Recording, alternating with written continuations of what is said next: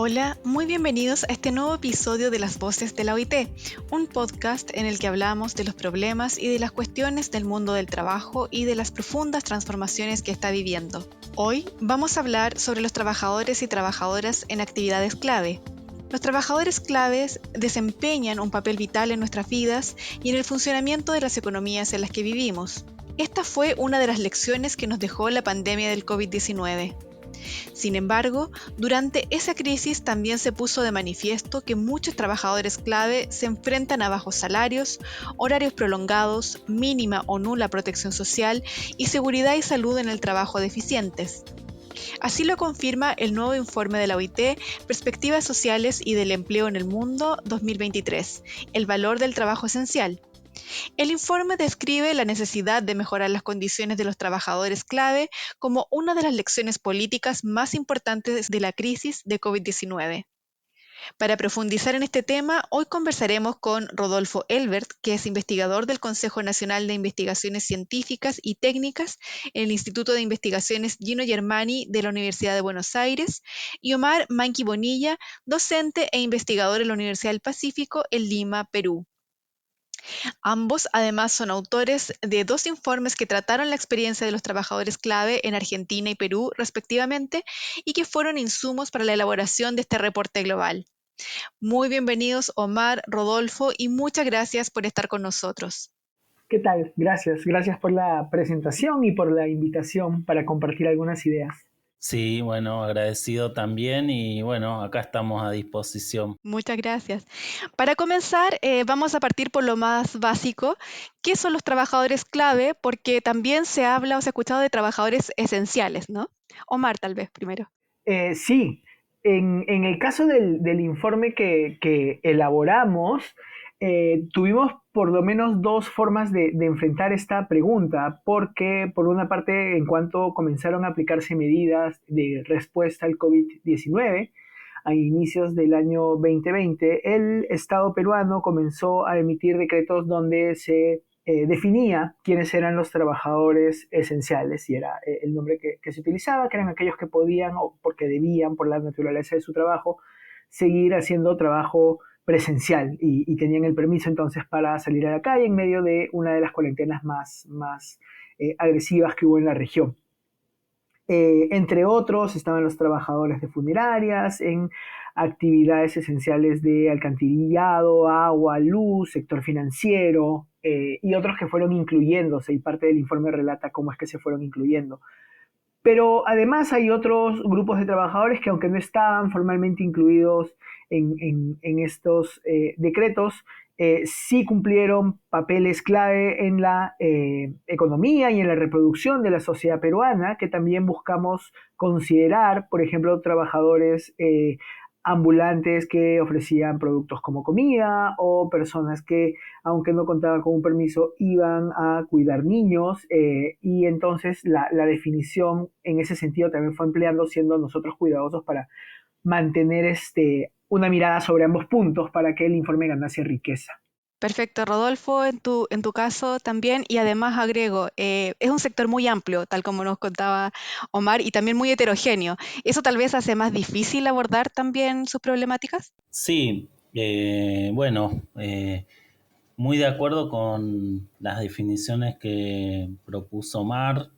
Creo que las realidades de América Latina son muy similares en muchos aspectos, por más que también haya algunas diferencias. Creo que la pandemia en Argentina hizo visibles la relevancia estratégica de ciertos sectores de, bueno, lo que podríamos llamar la clase obrera formal o los trabajadores registrados, que por ahí no, si bien que ideológicamente muchas veces se discute la centralidad de la clase obrera, creo que en la práctica nadie niega que el servicio de subtes o los hospitales o ciertos sectores son esenciales para el funcionamiento del capitalismo, pero también se agregaron esos nuevos sectores que mencionaba Omar en los barrios populares, por ejemplo, las organizadoras de comedores populares,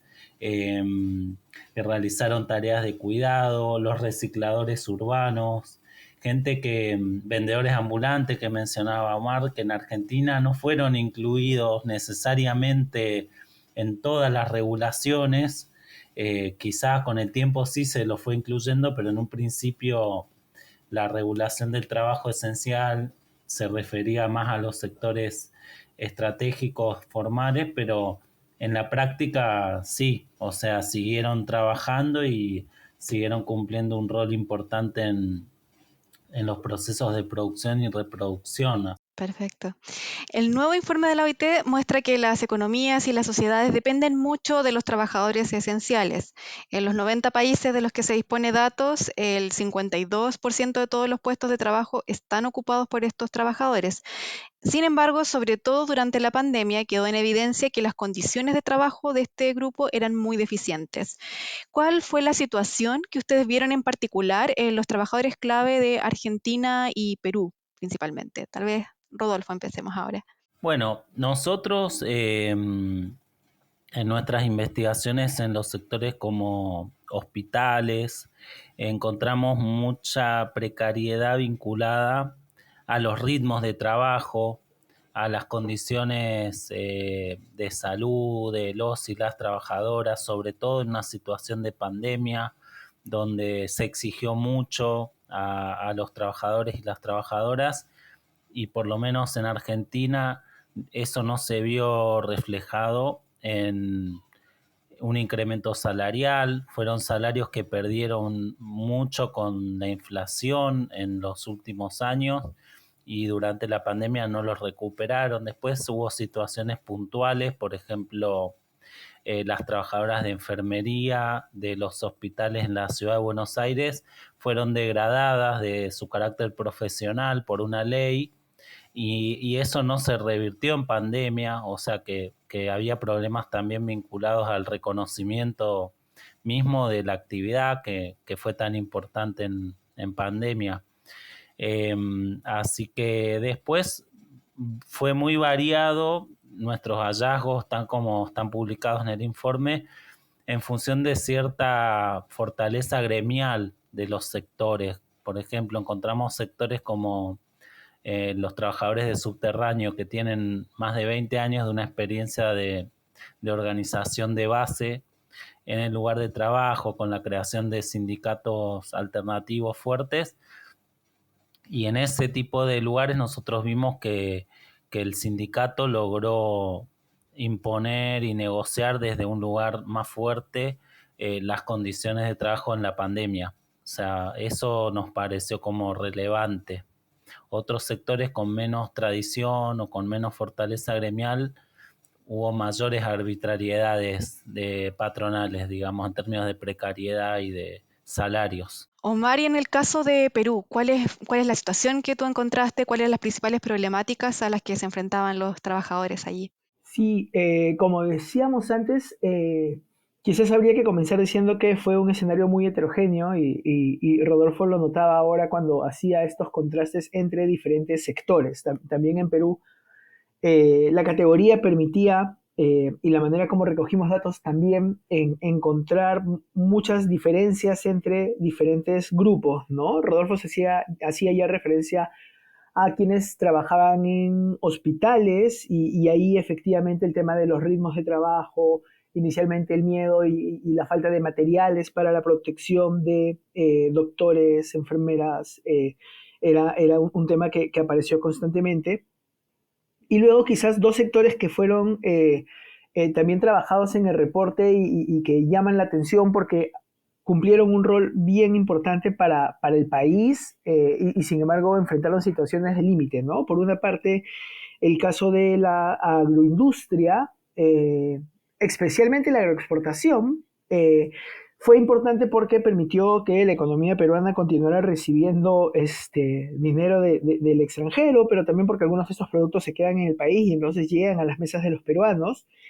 Y no paró, ¿no? En general es un sector que no paró durante la pandemia y encontramos ahí múltiples denuncias por parte de trabajadores que no contaban con ningún tipo de equipo de seguridad o algún tipo de protección durante su trabajo. Además, esto luego va a tener consecuencias en el caso peruano con un estallido social hacia diciembre de 2020, donde miles de trabajadores del sector agrario, primero en Ica y luego en La Libertad, se levantaron exigiendo mejoras en sus condiciones de trabajo. Entonces, ese es un efecto que también tuvo, creo, la pandemia, ¿no? El otro sector que creo que es importante fue el de el cuidado, la reproducción en el hogar, ¿no? Nosotros logramos hacer también entrevistas con algunas trabajadoras del hogar. Además, hay trabajos muy interesantes sobre eso aquí en Perú ya de mi colega Leda Pérez, donde se ha notado como muchas de estas trabajadoras fueron obligadas a quedarse encerradas en las casas en las que trabajaban, como trabajadoras del hogar o cuidando niños, y se les impedía salir de las casas por temor a que se contagien y luego llevaran el virus a los hogares de los patrones, ¿no? Y hemos escuchado historias durísimas de mujeres que no podían ver a sus hijos menores durante 1, 2, 3 semanas, algunas un mes, eh, en este contexto, ¿no? Y no había en ese caso capacidad estatal para hacer cumplir la ley, para poder ver qué es lo que ocurría con estos casos que claramente violaban derechos laborales básicos. Entonces, eh, de distintas maneras todos estos sectores han sido afectados, aunque el nivel de precariedad sin duda ha sido mayor para aquellos grupos donde no había tanta tradición de organización sindical o con menor capacidad de movilización. Como bien ambos mencionaban, tal vez durante el periodo de la pandemia, sobre todo, hubo una mayor visibilización, valoración también del trabajo que desempeñaban estos trabajadores, pero ahora ya ha pasado un poco el tiempo. ¿Qué pasa que viene a futuro? O sea, ¿qué políticas habría que poner en marcha para revalorizar el trabajo de estos trabajadores y que no quede solo como un tema que tratamos durante la pandemia, sino que ellos siguen presentes y siguen trabajando en la actualidad y a futuro? Hablando, por ejemplo, en términos de salarios, de condiciones de trabajo, por ejemplo, ¿cuáles serían para ustedes las áreas prioritarias en que habría que trabajar en políticas específicas para este sector? Omar. Yo creo que hay como dos líneas en las que uno podría pensar algunos de estos temas, ¿no? Creo que en el plano más optimista, yo diría que es crucial apuntar a una formalización laboral, ampliar la protección social y la seguridad en el trabajo para los trabajadores, y esto pasa por no solamente tener mejores leyes, sino fortalecer instancias que ya existen, como la Superintendencia Nacional de Fiscalización Laboral, que debería estar encargada de esto. Decía que era una postura optimista porque el contexto político peruano ahora mismo y durante los últimos 2 años en realidad ha sido bastante precario. eh, y es difícil imaginar políticas así de ambiciosas, lamentablemente, en el corto y siquiera en el mediano plazo, ¿no? Pero creo que no debemos dejar de tener en mente estas políticas porque finalmente son las que podrían asegurar un mínimo de derechos para todos los trabajadores, sea cual sea la labor que cumplan. Entonces, ese sería un primer nivel. Un segundo nivel, que no necesariamente es más sencillo, pero creo que quedó claro durante la pandemia y lo mencionaba Rodolfo como crucial en las dinámicas argentinas y en lo que ocurrió allí, tendría que ver con el fortalecimiento de instancias de organización laboral, sea a través de sindicatos u otro tipo de asociaciones de trabajadores que a veces no están dentro de una sola empresa. Creo que es fundamental apuntar hacia redes de cooperación entre trabajadores que les permitan además negociar con empleadores o con el Estado mejoras en sus condiciones de vida, ¿no? Porque ese es un camino que permite que ellos pongan sobre la mesa los temas cruciales a trabajar. Efectivamente, durante la pandemia esto fue muy importante también en el caso peruano porque hubo diferentes grupos de trabajadores que sin haber estado organizados antes de 2020 comenzaron a hacerlo y hasta ahora han quedado algunas de esas organizaciones que ganaron reconocimiento en la sociedad como cruciales para nosotros. Lamentablemente esas dinámicas se han contenido más recientemente, pero sigue siendo un espacio creo que importante para explorar. Entonces yo pensaría inicialmente en esos dos elementos. Ok, Rodolfo, y en tu caso, ¿qué políticas habría que poner en marcha? Bueno, en el caso de Argentina, eh, un problema que emergió en los últimos años con la alta inflación, que tenemos 100% inflación para este año, es el de los trabajadores y trabajadoras pobres.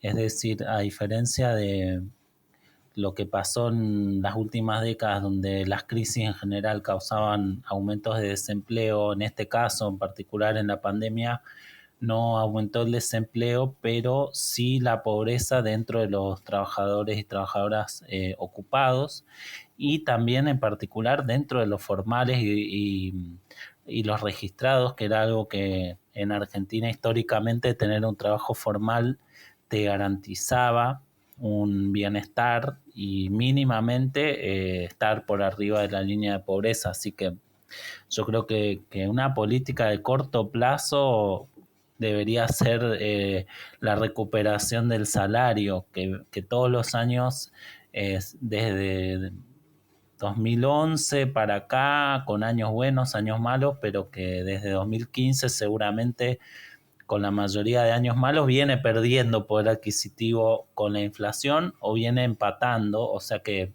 si uno hace un balance en 10 años se ha perdido bastante poder adquisitivo. Y por el lado de los trabajadores y trabajadoras informales, la experiencia del ingreso complementario durante la pandemia podría ser la base que se ha discutido en Argentina de un ingreso universal ciudadano o un ingreso universal para sectores informales. eh, y creo que podría ser una política interesante para garantizar un piso de ingresos a toda la población, incluyendo las jubilaciones que muchas veces en Argentina hay periodos donde mucha gente no llega a jubilarse porque no tiene los aportes hechos, porque trabajó en trabajos donde los patrones no le hicieron aportes y luego llegan a la edad de jubilación sin ese ingreso. Entonces creo que sería una política macro bastante buena. Y luego, bueno, sí, puntualmente muchas cosas para cada sector. Por ejemplo, lo que hablamos del sector de enfermería, un reconocimiento de la actividad profesional, eh, y en otros sectores formales donde los sindicatos tienen demandas específicas que muchas veces quedan olvidadas por lo más importante, que es tratar de no perder salario, que en los últimos años termina siendo como la preocupación central del movimiento sindical argentino. Bueno, hemos llegado al final de esta conversación. Muchas gracias, Rodolfo, Omar, por acompañarnos hoy. No, gracias a ustedes, un gusto haberlos escuchado y haber compartido un poquito del trabajo. Bueno, igualmente muchas gracias. Para más información sobre el reporte, perspectivas sociales y del empleo en el mundo, les invitamos a visitar el sitio web de la OIT. Los esperamos próximamente en un nuevo episodio del podcast de la OIT sobre el futuro del trabajo. Muchas gracias.